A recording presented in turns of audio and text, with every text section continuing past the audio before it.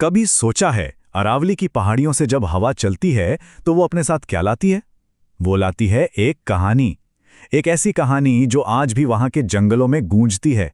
ये कहानी है एक ऐसे राजा की जिसने ताज छोड़ना मंजूर किया, पर अपना स्वाभिमान नहीं। तो चलिए आज उसी वीर की गाथा में उतरते हैं। और पता है, ये पूरी की पूरी कहानी जो हम आज समझने वाले हैं वो इस एक जबरदस्त कविता से ली गई है। इसका हर एक शब्द, हर एक लाइन हमें सीधा इतिहास के उस दौर में खींच ले जाएगा। तो आखिर इस कहानी के हीरो हैं कौन? जी हां, वो हैं महाराणा प्रताप, जिन्हें लोग मेवाड़ का शेर भी कहते हैं। कविता की पहली लाइनें ही, मतलब शुरू में ही, पूरी कहानी का निचोड़ हमारे सामने रख देती हैं। ये सिर्फ किसी लड़ाई की कहानी नहीं है, बल्कि एक चॉइस की, एक चुनाव की कहानी है कि कैसे कोई अपने उसूलों पर टिका रह सकता है। और बस यहीं से कहानी में एक बहुत बड़ा टर्निंग पॉइंट आता है। होता यह है कि बादशाह अकबर की एक बहुत बड़ी सेना एक मैसेज लेकर मेवाड़ की जमीन पर पहुंचती है। तो देखिए, महाराणा प्रताप के सामने एक बहुत मुश्किल चॉइस रखी गई। एक तरफ था अकबर के नीचे काम करना, मतलब अधीनता स्वीकार करना, जिसके बदले में सोना, महल, इज्जत सब कुछ मिलता। और दूसरी तरफ थी आज़ादी, पर उसका रास्ता कांटों से भरा हुआ था। और महाराणा प्रताप का जवाब एकदम क्लियर और मजबूत। उनके सिर्फ एक सेंटेंस ने, आप मानिए, न सिर्फ मेवाड़ बल्कि पूरे इतिहास का रुख ही बदल दिया। ये कोई मामूली जवाब नहीं था, ये उनके स्वाभिमान का ऐलान था, एक डेक्लेरेशन था। अब जब जवाब ना था तो नतीजा तो एक ही होना था, युद्ध। और इतिहास में एक ऐसी लड़ाई लिखी जाने वाली थी जहां ताकत और नंबर्स का, मतलब संख्या का, कोई मुकाबला ही नहीं था। और बस फिर वो दिन आ ही गया। हल्दी घाटी का मैदान तैयार था, दो अलग अलग सोच, दो विचारधाराओं की सबसे बड़ी टक्कर का गवाह बनने के लिए। सोचिए जरा, एक तरफ खड़ी थी अकबर की हजारों लाखों की सेना, पूरी तरह से हथियारों से लैस अनगिनत सैनिक, जिनकी ताकत का कोई तोड़ नहीं था।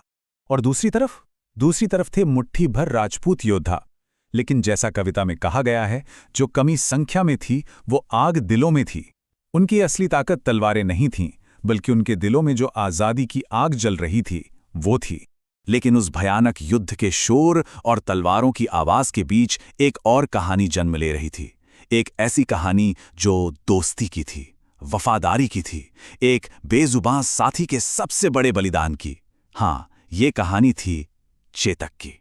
सोचिए, युद्ध में बुरी तरह जख्मी होने के बाद भी चेतक के मन में बस एक ही चीज चल रही थी, अपने मालिक को बचाना है। वो खून से लथपथ था, फिर भी प्रताप को किसी तरह सुरक्षित पहाड़ियों तक ले गया। और फिर उसने लगाई वो एक आखिरी ऐतिहासिक छलांग। अपने राजा को तो बचा लिया, पर खुद हमेशा के लिए शांत हो गया। और यही बात है, कविता क्या खूब कहती है कि उस दिन सिर्फ एक घोड़ा नहीं मरा था, बल्कि उस दिन दोस्ती और वफादारी की एक ऐसी मिसाल कायम हुई जो इतिहास में हमेशा हमेशा के लिए अमर हो गई। अच्छा, लड़ाई तो खत्म हो गई, पर महाराणा प्रताप का स्ट्रगल अभी खत्म नहीं हुआ था। अब लड़ाई किसी महल या ताज के लिए नहीं थी, अब तो अपने वजूद को बचाने की लड़ाई थी। लेकिन एक चीज थी जो टस से मस नहीं हुई, और वो था उनका स्वाभिमान। वो आज भी चट्टान की तरह मजबूत था। कविता में बताया गया है कि वो जंगलों में भटकते रहे, यहां तक कि उन्हें घास की रोटियां खानी पड़ी, लेकिन उन्होंने किसी भी हाल में, किसी भी कीमत पर अपना सिर नहीं झुकाया। उनका जो इरादा था वो हिमालय की तरह पक्का था।